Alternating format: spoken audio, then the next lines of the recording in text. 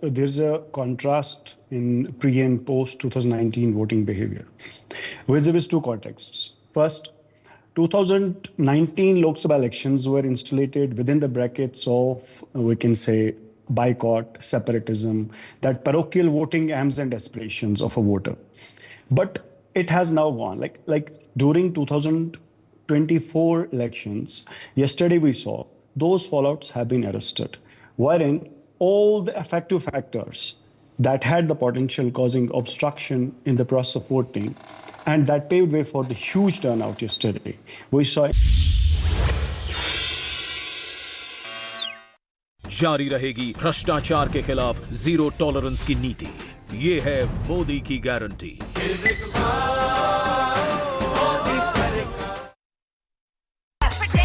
Predictor on 1X bet, only on NewsX. Are you ready for the daily cricket show? Let's go. किसानों को जारी रहेगी 6,000 रुपए की सम्मान निधि। ये है मोदी की guarantee.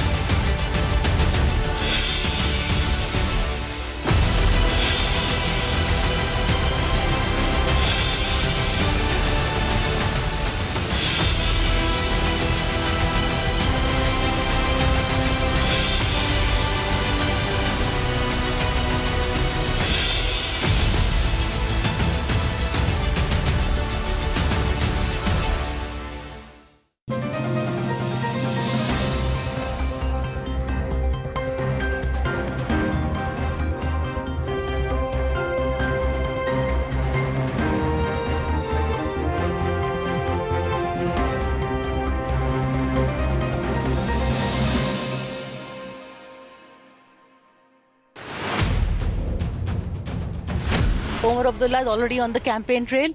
We've caught him in his constituency in Baramulla.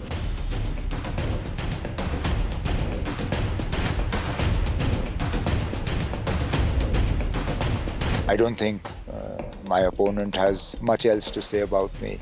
And anyway, insider, outsider will all get settled on the 4th of June.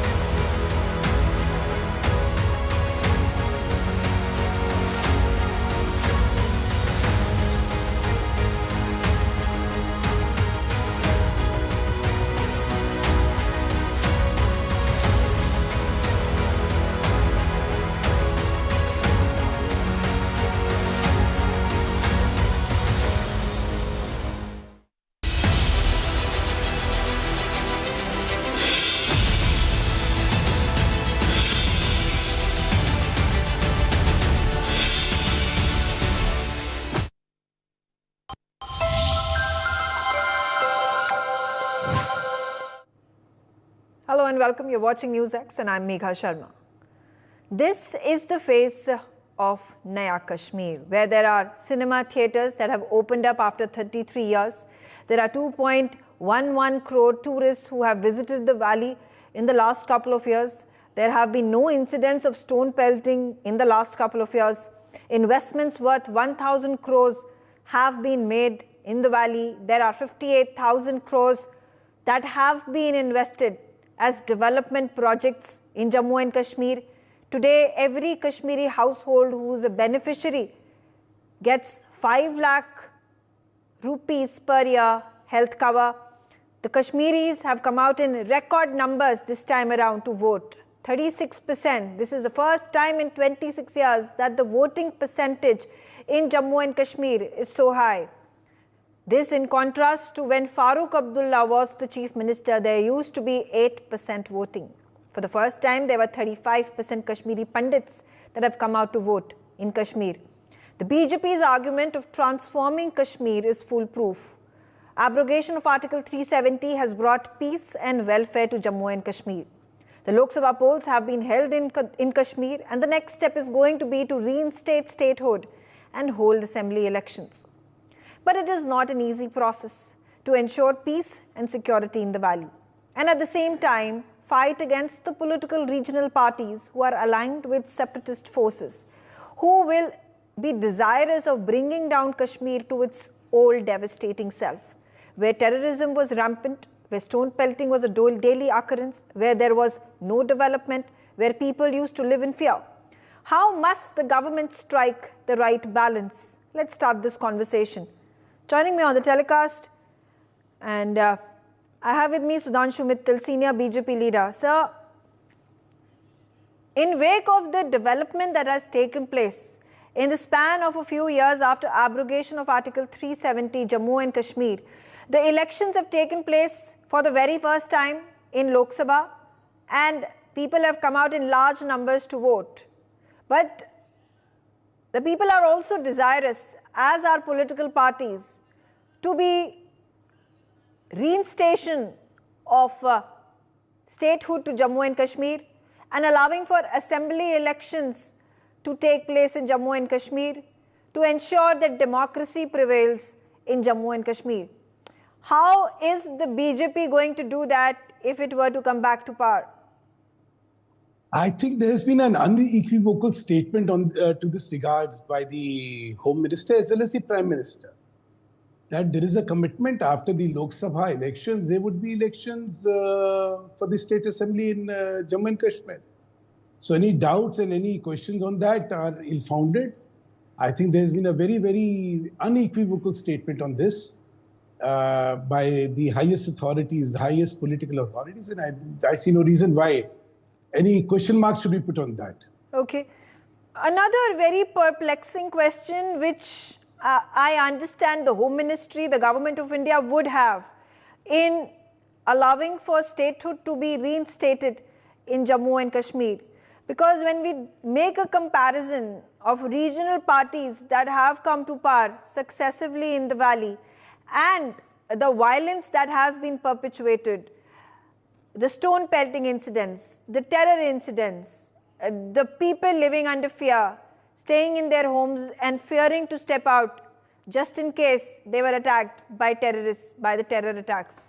Now, do you think this is also a difficult catch-22 situation for the government? On one hand, you want democracy to prevail in the valley, and at the same time, it is a conscious decision to be taken. You have to stay cautious that the same regional parties with alliances with separatists, with the erstwhile alliances with Hurriyat, would not want to bring back the same status quo that Jammu and Kashmir was under, and devastating scenarios that the valley was under before abrogation of 370. I think that's all history. The kind of firmness and the kind of determination with which the government has dealt with this issue, and the way Pakistan has been forewarned and how the operatives of Pakistan have been crushed in the valley is for everybody to see. There was time when Lal Chowk had become a symbol of the terror authority. Today, the fluttering of the tricolor speaks volumes. The normalization of that area speaks volumes of what a determined government can do to bring peace to the valley. I think there is a new polity which will now emerge in Kashmir. It's my personal belief that people of Kashmir are all sick and tired of being manipulated and being witness to the horrifying incidents of stone peddling and the kind of terror which was perpetrated there. And it wasn't something which came from the people. It was all motivated. It was all funded from across the border. So it's something which everybody has realized. And it is the collateral damage which it did to the people of Kashmir was also well understood. So I don't think there is any scenario of that order coming ever back in Kashmir. But when, a leader like Omar Abdullah, who has been the Chief Minister of Jammu and Kashmir in the past, comes out and makes statement that Article 370, the abrogation, was something that was wrong, that he will look back, and if he were to come to power, if National Conference was to come to power, it will once again reconsider the abrogation. Then leaders from regional parties in Kashmir come out and say, like Farooq Abdullah, talking about how dialogue is the way forward to deal with Pakistan. When there are India Alliance members who come out and speak about how Pakistan needs to be respected and India needs to fear Pakistan because it has atom bombs, because there can be terror attacks that can be targeted towards India by Pakistan. And if there is statehood that is reinstated, wouldn't the control of the government of India reduce hugely in the valley? It all depends in what form is it reinstated. But the father-son due, as well as the elements in Congress, have done great disservice not only to the Jammu and Kashmir people, but also to this country. They have spoken in folk tongues. They have, on one hand, called themselves patriots, and on the other hand, such statements of inciting people are really deplorable. I mean, to say that India should fear Pakistan because it has nukes is something so ridiculous. I mean, I think it's well known as how we deal with Pakistan and its endeavors to promote terrorism in India, and how irrelevant is Pakistan for any purpose of talk. You see, the father-son duo of National Conference is completely marginalized as far as people of Kashmir are concerned. They are so relieved that a new polity has emerged, a new order has emerged. And the old rhetoric of these two people is not going to cut much ice with the people of Kashmir. But then what Fresh option does the electorate of Jammu and Kashmir have? If the BJP is not fighting the elections, there are regional parties like the National Conference, the PDP, there is India Alliance. If they at this point of time are fighting the elections, what option would the people have who are in favor of a government who has abrogated Article 370? BJP is fighting in Jammu. In the valley, we may not have put up candidates for certain political reasons. But when it comes to the Vidhan Sabha or when it comes to the assembly elections in Kashmir, surely you will see BJP participating in that. But as I said, after the Gram Panchayat elections and after the local body elections, a completely new policy.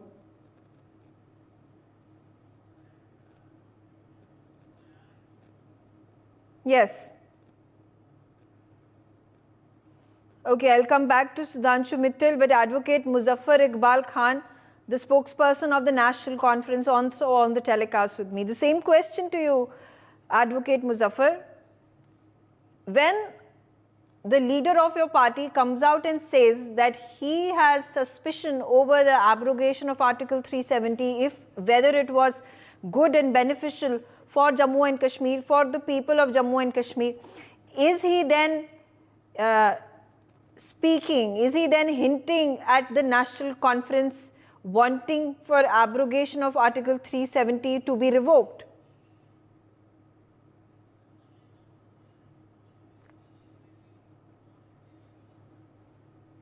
Okay, we'll try to fix that audio connection with Advocate Muzaffar, but George, would you like to take that question?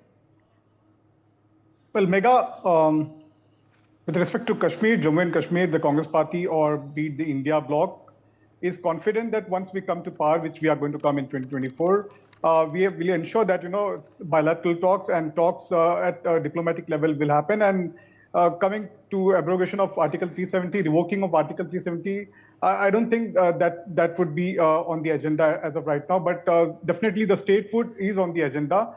The India bloc and the alliance will ensure that Jammu and Kashmir will have the statehood for sure.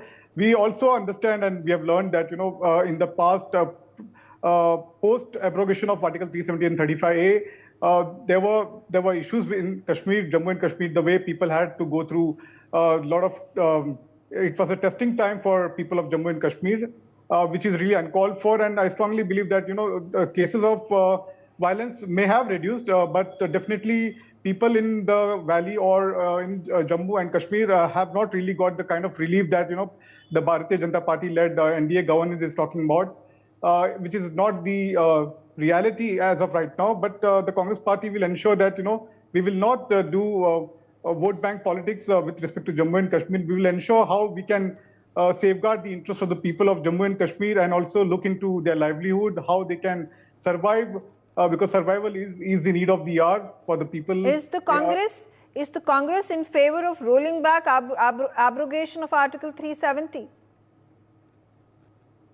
Well, as I said earlier, that is not on the agenda, but definitely the statehood would be on the agenda for the Congress Party-led alliance when we come to power. That would be the first thing that, we will ensure that, Jammu and Kashmir would be state again. Do you think before abrogation of Article 370 and after the abrogation of Article 370, there has been a striking difference, a transformation that has taken place for the better for the people of Jammu and Kashmir? I gave you the figures right now. Cinema halls opening after 33 years, 2.11 crore tourists that have visited the valley in the last 2 years. No incidents, not a single one of stone pelting in the last 2 years. Investments up to the tune of 1,000 crore rupees in Jammu and Kashmir. 58,000 crore rupees worth of development projects that have been launched. And I can go on with more figures as well. Well, Megha, the data on paper looks very good, and provided that's really helping the people of the valley and Jammu and Kashmir at large with respect to jobs, with respect to safeguarding their interest and the security and the life which is at stake. I strongly believe even the Kashmiri Pandits have a problem still existing in Jammu, and so over and all, yes, things may have improved in the last decade or so, but during the Congress rule era also, things were improving. It's not that the Congress government was not keen on the Jammu and Kashmir. It was not looking at Jammu and Kashmir as a stepmotherly treatment. That's not the case. We will ensure that, when we come to power, things will be back to normal and the normalcy will be restored in the Okay, if the Congress and India Alliance were to come to power, do you think the hard step that the major chunk of the problem that Kashmir faced because of Article 370, the big step has been taken by the BJP, and if you were to come to power, you are going to move ahead with the development plan that has been laid out by the BJP. Like you said, these things may look good in paper,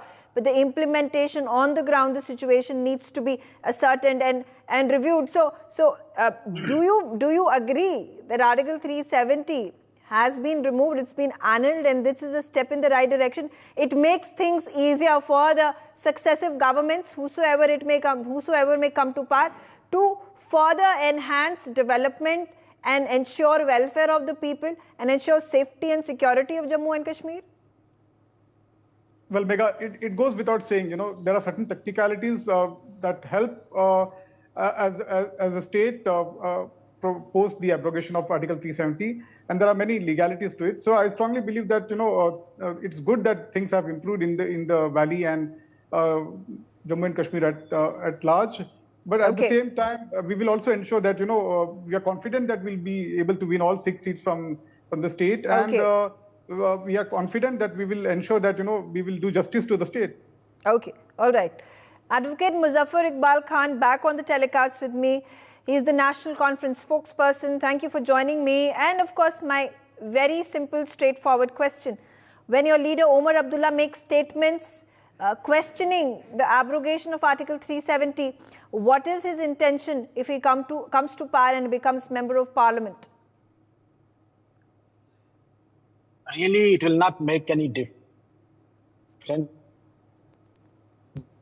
5,500, about 500, give or take a few seats. But it is a political fight which he undertakes to fight till his life. And everybody who is resident of Jammu and Kashmir and who has been a part of this state, erstwhile state, will fight it. It really pains us when somebody sitting on the screen of the national channel says that people are happy and abrogation has brought milk and honey canals in the state of Jammu and Kashmir and development has taken place. And these paperwork that you have given funds unstinted to the state of Jammu and Kashmir, it did nothing. Rather, the situation is worse as it was in 2014 or before 2014. I must tell you that everything is in a very bad shape. All those major projects which were undertaken by the previous regime, they have been either abandoned or they have been shelved. railway project to the Punch, which was the dream project of the previous regime, has been shelved. There is no development as such, and telling people, those who were never counted as tourists, for example, the pilgrimage, the person who used to come for a pilgrimage either to Mata Vaishno Devi or Buddha Amarnath, they were never counted as tourists. What this regime did, the present dispensation, they counted all these pilgrim tourists as tourists and inflated the figures, the numbers, just to show to the rest of the country that things are normal. Had the things been so normal, why they have not contested 3 seats which were in Valley? Because they knew it would be very difficult for the BJP to save the face. It was very difficult for BJP to sell the abrogation of Article 370 in the rest of the country, keeping in view the situation, prevailing situation Okay, here. but the BJP argument here is that it was done as an altruistic move to abrogate Article 370.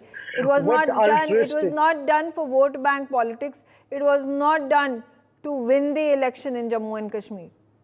Ma'am, I have never seen even a single speech delivered in a public meeting, either by the Prime Minister of this country or the Home Minister of this country, in which they have not made mention of Article 370 and state of Jammu and Kashmir. This red herring, unless you stop it, you cannot improve the situation in Jammu and Kashmir. The moment you stop this red herring, selling Jammu and Kashmir and Article 370 to the rest of the country to just get vote in rest of the country, you cannot improve situation so here. Are you saying when the political speeches of the Prime Minister, of Amit Shah, of all the leaders of the BJP making inferences, talking about Article 370 annulment and taking the credit of it is resonating with the rest of the country? Are people going to vote for BJP on the basis of the decision made by the BJP? I don't think so, to be honest, that the people can be befooled.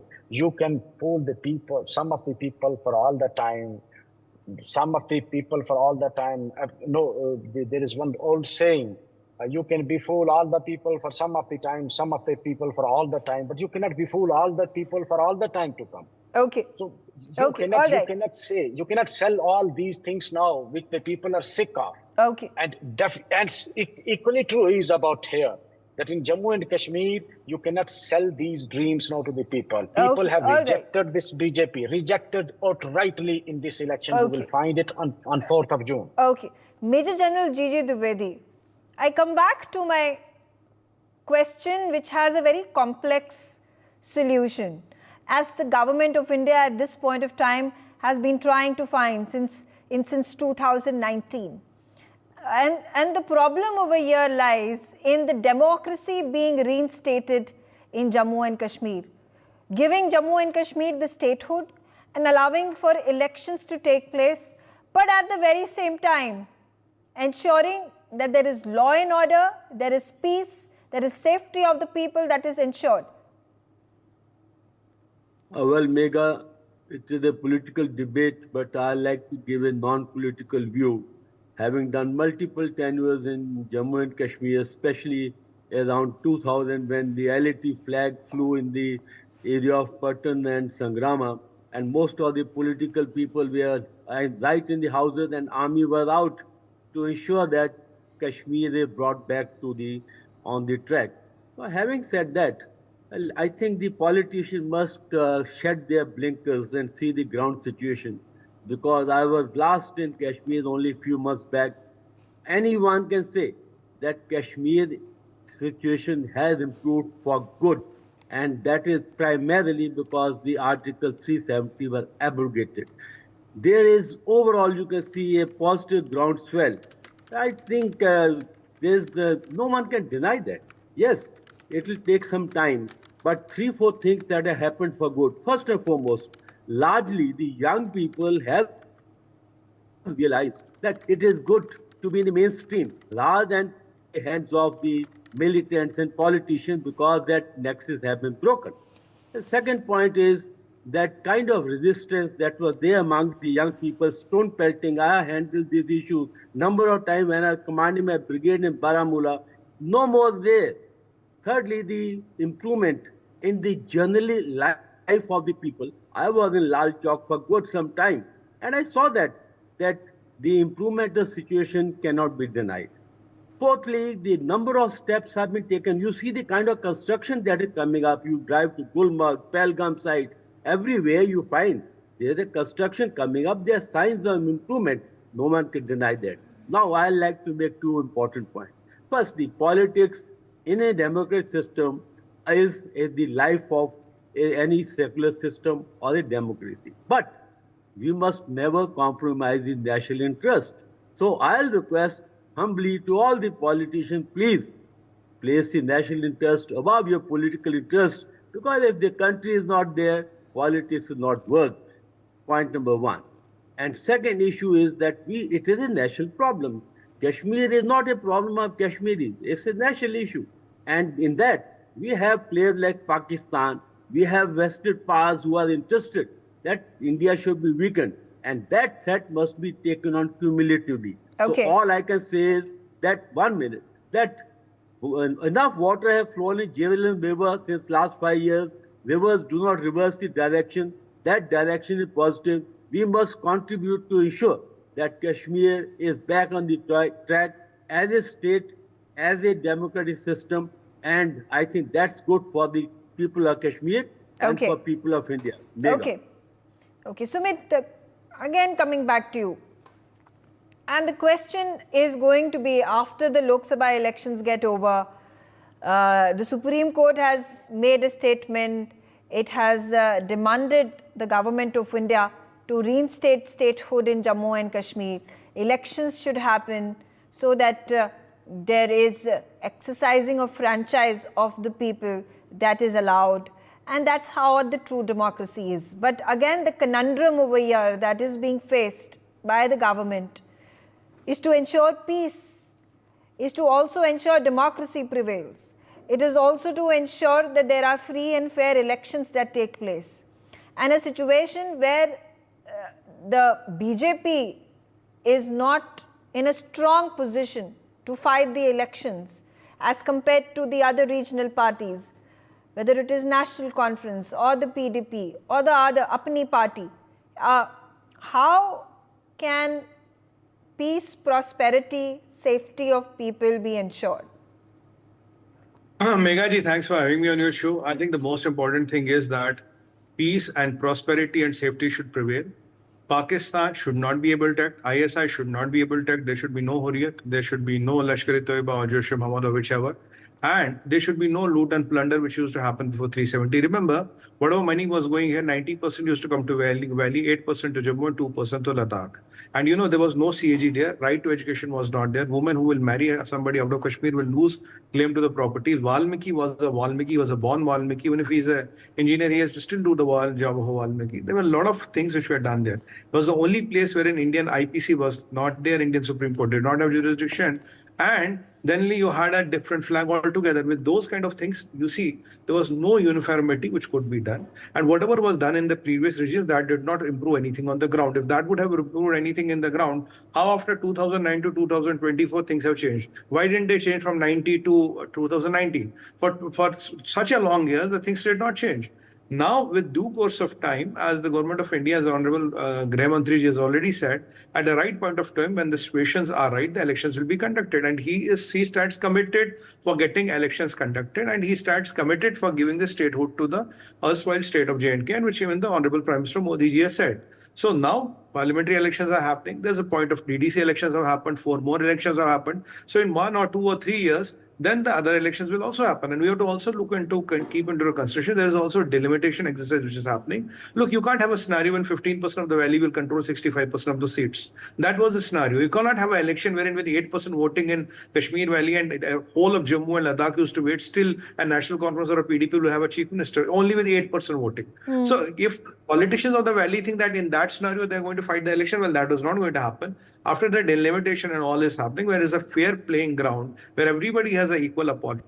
then it will be done. Because earlier, the area is set in a way, whoever contests from Kashmir will definitely win. And that is what has been happening. So it is like what you say in English, if I'm doing this year what I was doing last year, so this year's results are not going to be anything different from the last year. So now with every step and progress and development, we have to go do the elections, which will be done in due course of time. But peace, tranquility and prosperity remains the priority. Pakistan, ISI and elimination of terrorism remains the second priority. Then statehood and all will happen in due course of time. Yeah. People are happy. But, are people of Kashmir buying the narrative that is being peddled by politicians, by the National Conference, that Article 370 abrogation needs to be rolled back, that the peace will happen between Pakistan and India only after there is going to be dialogue that will be held by the government with Pakistan?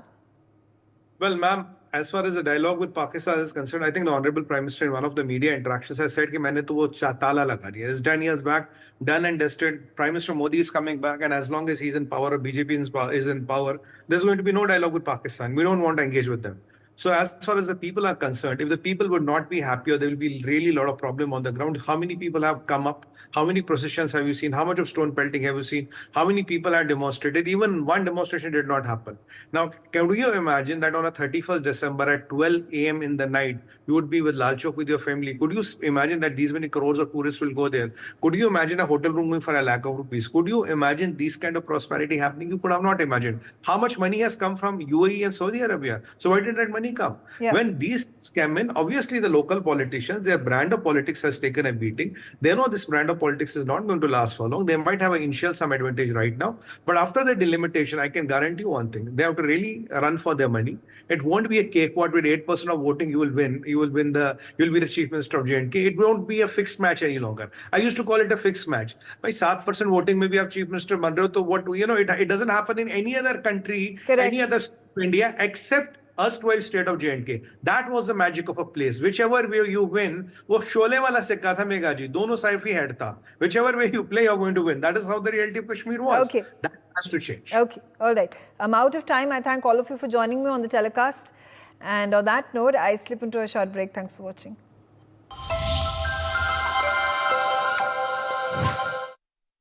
Co-powered by PolicyBazaar.com. Her family होगी insured. नए IIT IIM Modi की guarantee. Modi देश के लिए, मोदी देश के लिए, मोदी देश. फिर एक बार मोदी सरकार. कमल का बटन दबाएं, भाजपा को जिताएं. Predictor on 1xBet, only on NewsX. Are you ready for the daily cricket show? Let's go. मेरे पापा का लाखों का हेल्थ इंश्योरेंस क्लेम पूरा रिजेक्ट हो गया. फिर मुझे पॉलिसी बाजार के क्लेम समाधान दिवस के बारे में पता लगा, जिसमें हेल्थ इंश्योरेंस कंपनी ने क्लेम रिव्यू करके अप्रूव कर दिया और क्लेम का सारा पैसा हमारे अकाउंट में आ गया. पॉलिसी बाजार पे 1 करोड़ का हेल्थ इंश्योरेंस सिर्फ 390 रुपए महीने से शुरू. 3 करोड़ बहनों को लखपति दीदी बनाएंगे. ये है मोदी की guarantee.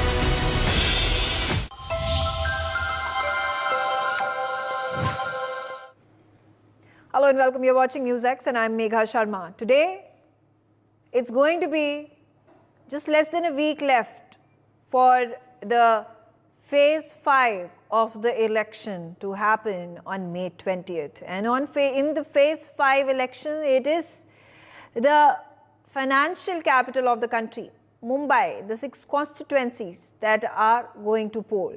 Today, Prime Minister Narendra Modi is in the financial capital, the mega city of the country in Mumbai. He has held a number of public addresses. He is going to do a road show very shortly, and there have been some pointed remarks that have been made by the Prime Minister.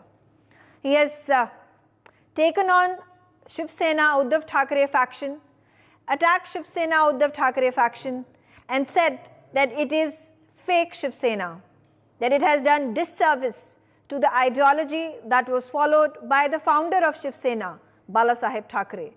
He has picked on Shiv Sena Uddhav Thackeray for not visiting the Ram temple consecration ceremony when the invite was sent to them. He has raised the question of how Shiv Sena Uddhav Thackeray faction is going to merge with the Congress. And this was as opposed to the ideology, to the thought process that Balasaheb Thackeray initiated when he said that he would rather dissolve his party than to join hands with the Congress. On that note, let's start off this conversation. Joining me on the telecast is Sudhanshu Mittal, senior BJP leader. I also have with me Seema Malik, the NCP spokesperson. I have with me Advocate Sushil Vyas, he is the Shiv Sena spokesperson. Chandrasekhar Jha, Shiv Sena spokesperson. Uddhav Thackeray faction, and Raja Lakshmi Joshi, political analyst. Let's start off with Chandrasekhar Jha, Shiv Sena spokesperson from the Uddhav Thackeray faction. How do you have to react to the statements that have been made by Prime Minister Narendra Modi, and particularly with regards to the ideology that was the foundation of Balasaheb Thackeray when he created Shiv Sena? See, the reactions which have been made by our Prime Minister, Mr. Narendra Modi, it's completely out of the world, and he should not speak like this. And secondly, he has made certain comments against the party as well as our party chief.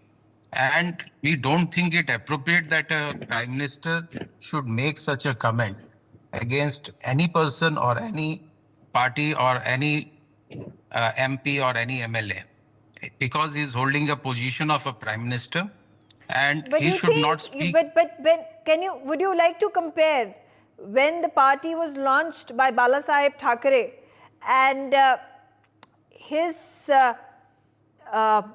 decision to not join hands with the Congress, because the ideologies, when we talk about Hindutva, and that was the ideology which carried forward Shiv Sena back in the day, versus now building of a Mahavikas Aghadi, where the Congress and the Shiv Sena Uddhav Thackeray faction find themselves on the same side of the political spectrum.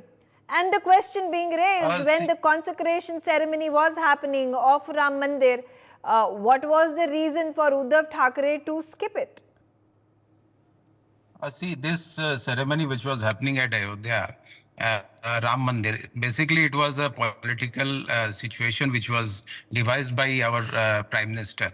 And none of the parties, even the Shankaracharyas, were not agreeing to go and visit the Ram Mandir because it was not in complete position.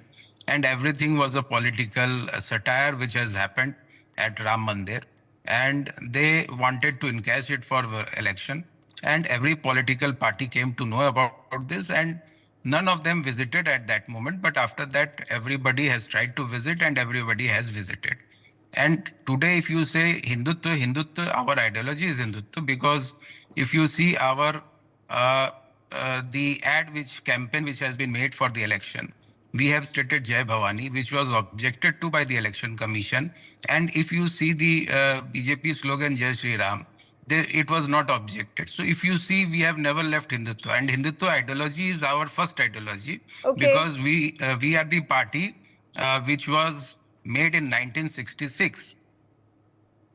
Okay. much before Chandrasekhar Jha, BJP.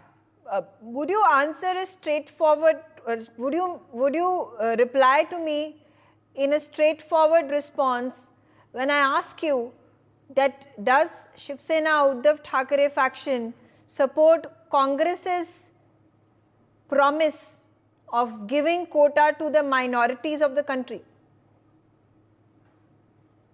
See, it is never promised by Congress or anybody.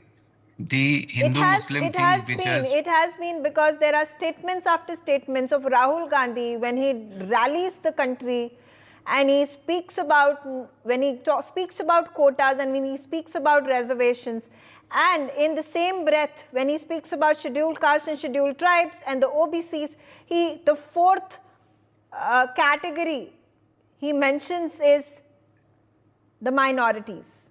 Now, if the Congress does not promise to give quotas to the minorities, why is Rahul Gandhi speaking about it? See, it is a misconception which has been spread. The quota for all scheduled caste, scheduled tribe, including minorities, have been designated by him that he will give a quota. It is not a particular community to which he has targeted or to which he has said but or spoken about. I'm going to put out, I could put out that soundbite and make you listen to it.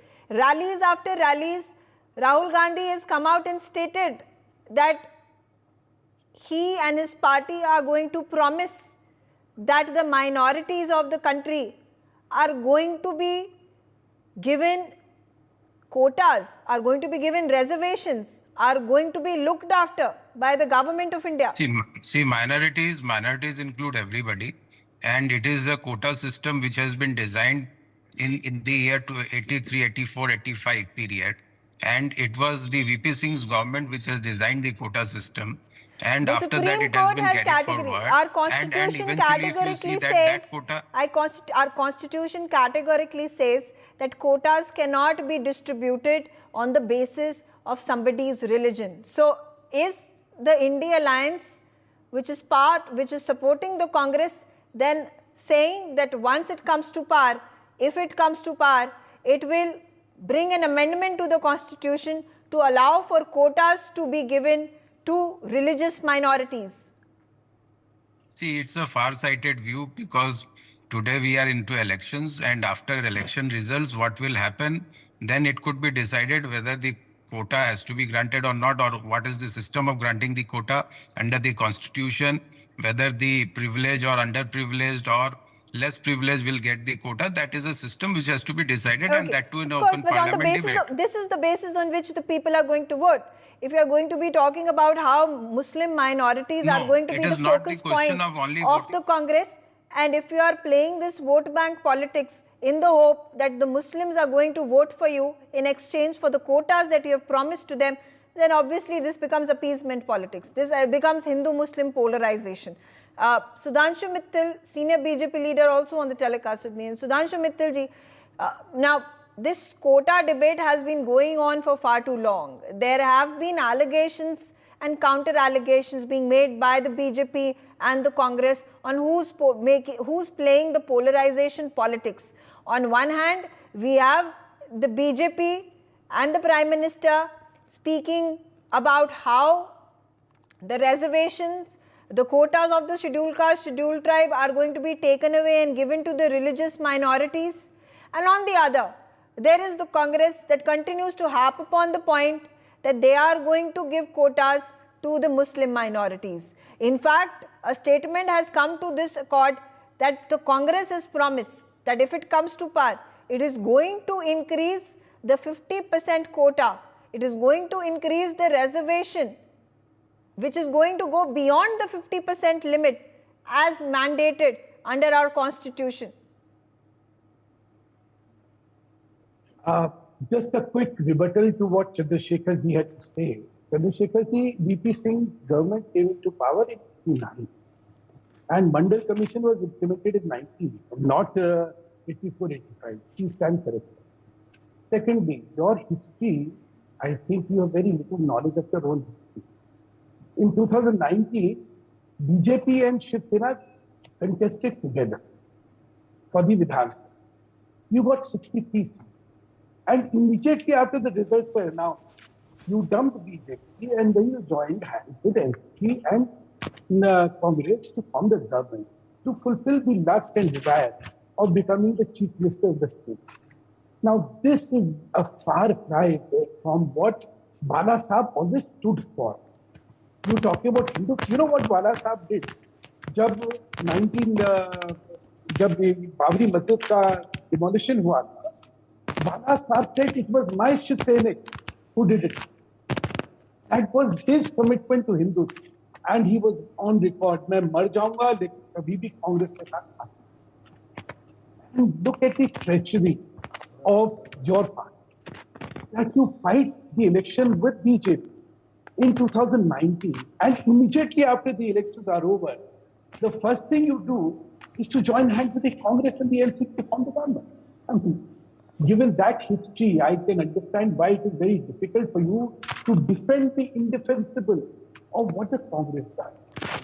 Promising quota to the Muslims, first talking about crossing 50% of the cap, which has been laid down by the Supreme Court. Then promising quota to the Muslims. Congress has the history of Muslim appeasement, and it is this appeasement which always led to a backlash from the Hindu community. And this is what Bala Sahab always used to say. When today Narendra Bhai talks about Bala Sahab and says, you are not what Bala Sahab's scheme was, you are not what his value system was, he is right. Because Bala Sahab used to lampoon and used to come down so heavily on this appeasement of Muslims by the Congress. And today, just for the lust of power, look, what have you done? You've destroyed his dreams, you've destroyed his commitment, you've destroyed what Bala Sahab stood for. You cannot defend it. I mean, let's be honest. When promising quota to the Muslims is a statement by the Congress, when Chhatrapati Shivaji Maharaj is attacked by the Congress, when Veer Savarkar is abused by Rahul Gandhi, and that's the icon which Shiv Sena stood for, then I can understand your problem in, not finding the right words to defend it because it's indefensible. You cannot defend it. When it comes to BJP, we have been unequivocal about it. There is the constitution which says there cannot be reservation on the basis of religion. Class is different. Other backward classes hai. It's not caste again. It is a different proposition altogether. And when you talk about taking away, giving quota to the Muslims, where do you get it from? You take it from the scheduled castes, you take it from the scheduled tribes, or you take it from the OBC. Because there is no reservation for the Muslims in either category of reservation which persists in this country. So where would you take it away from? You would take it away from there. Is this what you stand for? Is this what Shiv Sena stands for? Shiv Sena, not Shiv Sena, which is the real Shiv Sena. I'm talking about Shiv Sena of Uddhav Thackeray. Okay. It isn't. Okay. So let's be clear. You have played the worst kind of politics, which could have been played by a party which was an ideological party. Okay. So rightly, the mandate now is with real Shiv Sena, which is headed by Shinde. Okay. All right. Fair enough. Okay. Let me also get in Seema Malik of the NCP Sharad Pawar faction. And Seema, what do you have to comment? How do you have to react to what the Prime Minister says today, what the BJP says today? Of the division of the NCP was unfortunate, and it would not have happened if the nephew of Sharad Pawar Ajit Pawar would have been given the reins of the NCP. In a similar fashion, if the Shiv Sena would not have been divided, if the credit that was due to Eknath Shinde was given to him and not been handed over to Uddhav Thackeray because of the dynastic politics that was being played out. This is not about dynastic politics. Even Ajit Pawarji is he is also a dynast, I think. And why he should be given the command of the NCP, I don't know, because he is a man and Supriya ma'am is a woman. Is it the thing, this thing? And this, see, this is what I will tell you. Just see, I was listening very carefully to the Prime Minister, and I'm really sorry to say that the issue of development was completely missing from his, this lecture, and he didn't talk about anything, a word about the rising prices or unemployment or about the distress of the farmers. You have seen the Mumbai rains recently. Nobody's talking about that. You know how many people died in that. So they have to answer that also, ma'am. They are ruling there. They don't want to talk about those things. They don't want to talk about the plight of the women in this country. He's only talking about abusing Congress, that they are said about the reservation, and they talk about the 4% reservation in Karnataka, Muslim reservation. And who gave this Muslim reservation? I could say the same thing. I could say the same thing for the opposition as well. If you listen to Rahul Gandhi's public addresses or other opposition leaders who come out, the only agenda is number one, talking about the minorities, talking about caste census, and the number two agenda is to bash BJP and Narendra Modi. Do you think that is it not true? Is not needed here? Is it not true? How can you give justice to the people of India without doing a caste census? Of course, we are in favor of caste census. I will again pick this out. Today, Rahul Gandhi has said, and I speak this verbatim: the Dalits, tribals, and poor general caste and the minorities have no participation in the country. We have to change this. The first step, a revolutionary step. We have written in our manifesto that a caste census will be done so that backwards, Dalits, tribals, poor general caste and minorities of India will get to know about their population and participation in the country. Everything will be clear, and after that, revolutionary politics will become. This is something very fair, ma'am. What we are asking. No, that's what I'm saying. So, I mean, if you are talking about OBC, scheduled caste, scheduled tribes, backward classes, and in the same breath talking about the minorities and giving them quotas and reservations, is it not against the constitution of our country? On religion basis, who gave the reservation in Karnataka? It was, I think, Devi Gowda ji, who is very much with them. They were in the park. But why is not a single Congress leader coming out and refuting Rahul Gandhi's statements? Then if Rahul Gandhi and the Congress are so clear in their agenda that they will not give reservation to the minorities, why don't they come out and speak clearly about this? Of course. Now there is something fishy, isn't it? No, there's nothing fishy in that. So we are very fair, and we want a caste census in this country, and only then you can give justice to the people. And talking, minorities are also a part. And you can't talking them. Minorities are part of scheduled caste, scheduled tribe, OBC, and the economically weaker sections. Why give 4%? Why give 4% and 12% reservation to minorities? See, I'm telling you, this is very disappointing that they are talking at present. They are not talking on the real issues. They are talking about the mass, machli, Mangal Sutra, and kapdon se pehchane jate hain, bacche zyada paida karte hain. What is this, man? What kind of politics is this? So we are all together. We combined our strength to challenge the divisible forces of this country, and nothing else. So this is the politics of polarization, ma'am, and nothing else. Advocate Sushil Vyas is the Shiv Sena spokesperson. And Advocate Vyas, how do you have to view the current scenario? The electoral vote is going to be in whose favor? Whether the people have now acknowledged and accepted that the Shiv Sena led by Eknath Shinde is the political party that they favor, because up until now Eknath Shinde has not the party has not tested waters because it is not stepped into the political electoral fray. Megha ji, first of all, at the outset, let me, with respect, correct your last statement.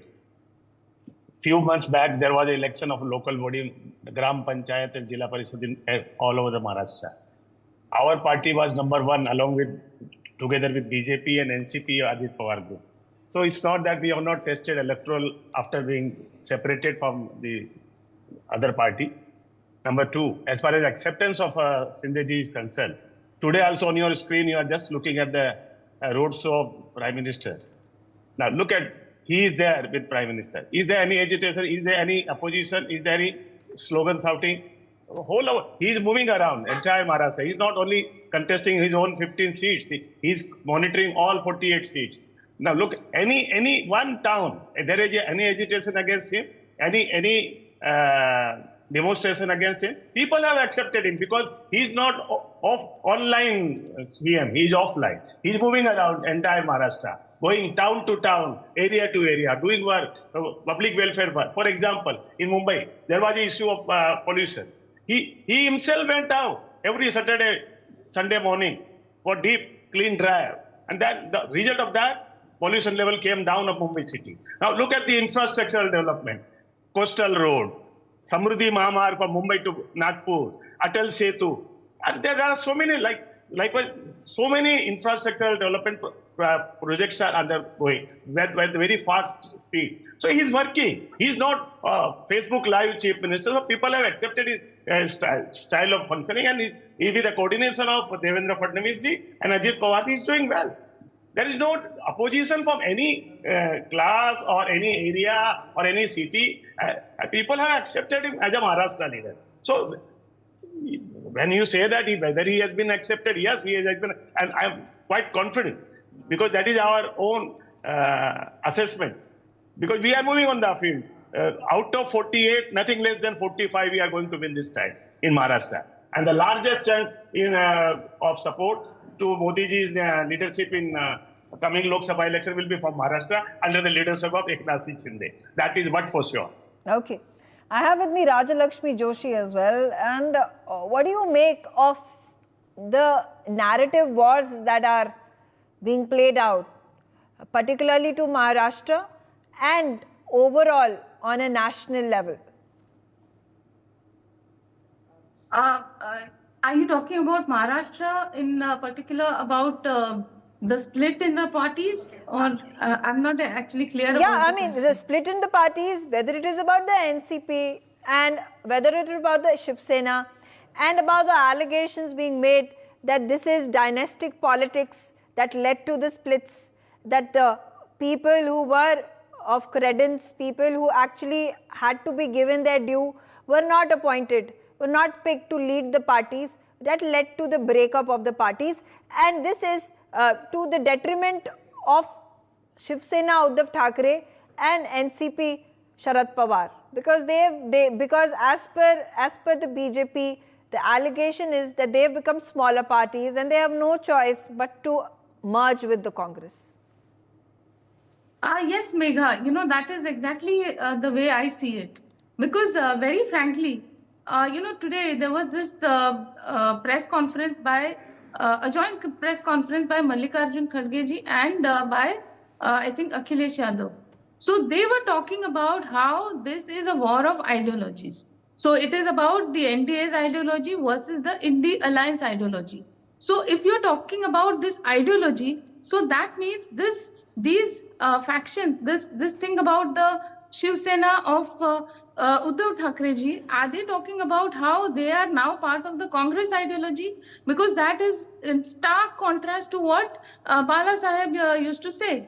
So that, I think, they have completely given up on that ideology, and that is exactly the reason why it was not the BJP who took them out. It was their own people who walked out of it. So it was as if, one person wanted to hold on to the power by hook or by crook. And that is the reason why. And he did not want to be the smaller party in an alliance. That is, he did not, Mr. Uddhav Thackeray did not want to be the smaller party in the alliance with the BJP. And that is why he wanted to have a bigger share in the pie. And, these parties of NCP and the Congress were actually, it was like a party for them, because they were not even expecting to be in power, because those were the number of seats that they had. So they were never expecting to be in power. And the people who voted for the BJP, and they had no option other than to vote for the Shiv Sena alliance partners, So, even I have voted for a Shiv Sena partner at that time. So now today they are in the Uddhav Thackeray. So you tell me, we felt completely cheated because we did not want the Congress alliance there. We did not want the NCP there. So that was a big letdown. That was a completely big letdown. And today when they talk about how the Shankaracharyas are against the Ram Mandir, I mean, that is so sad because it was two Shankaracharyas who had a difference of opinion, and you cannot put questions on the entire Ram Mandir, this grand Ram Mandir, which is a very deep emotional issue for everybody. So, and especially so it was, just imagine that the Shiv Sena and Bala Saheb ji, they had such a huge role to play in it, along with the BJP, along with the VHP, all of them were there together in this, in their quest for building a grand Ram Mandir at Ram Janmabhoomi. So they forgot all of that, and they just, it is as if they don't have an opinion of their own now. So every time you visit the tomb of people who have hurt Chhatrapati Shivaji Maharaj, so all these kind of things, they hurt the sentiments of the people. So these things are completely in contrast with the ideology, the basic ideology of Shiv Sena.